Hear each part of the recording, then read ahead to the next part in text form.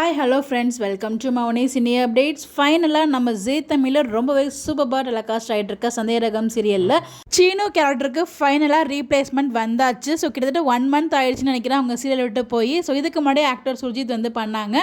Seenu character ரொம்ப சூப்பராக வந்து ஆக்ட் பண்ணாங்க. ஸோ அவங்க ரீப்ளேஸ்மெண்ட் ஆக வேண்டாம்னு சொல்லி நிறைய ஃபேன்ஸ் வந்து ரெக்வஸ்ட்மே கொடுத்துருந்தாங்க. பட் எனிவேஸ் ஏதோ ரீசனால தான் வந்து போயிருக்காங்க.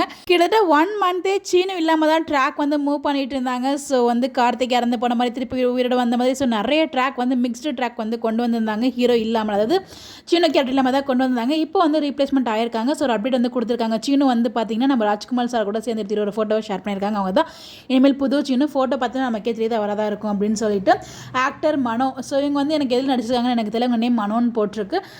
உங்களுக்கு எதுவும் தெரிஞ்சால் மறக்காமல் கமெண்ட்டில் சொல்லுங்கள். இவங்க தான் இனிமேல் புது சீனுவை வந்து நடிக்க போகிறாங்க. ஸோ ஃபைனலாக வந்து கமிட் ஆயிருக்காங்க. ஸோ கெட்டப் லுக்லாம் பார்க்கும்போது தெரியுது கிளியராக அவராக தான் இருக்கணும் அப்படின்னு சொல்லிட்டு. ஸோ இந்த ரீப்ளேஸ்மெண்ட் பற்றி உங்களுடைய கருத்துக்களாக மறக்காமல் கமெண்ட்டில் ஷேர் பண்ணுங்கள். ஸோ நிறைய பேரால் அக்செப்ட் பண்ணிக்க முடியாது. But anyways have to accept. கண்டிப்பாக போக போக நமக்கே பழகிடும்னு நினைக்கிறேன். புது சின்னவங்களை வந்து அக்செப்ட் பண்ண ஆரம்பிச்சிடுவோம். ஸோ பார்ப்போம். இதை பற்றி உங்களுடைய கருத்துக்கள் மறக்காமல் கமெண்ட்டில் ஷேர் பண்ணுங்கள். இந்த மாதிரி எப்படி தெரிஞ்சுக்க நம்மளோட சேனலை ஃபாலோ பண்ணிக்கோங்க. Bye bye.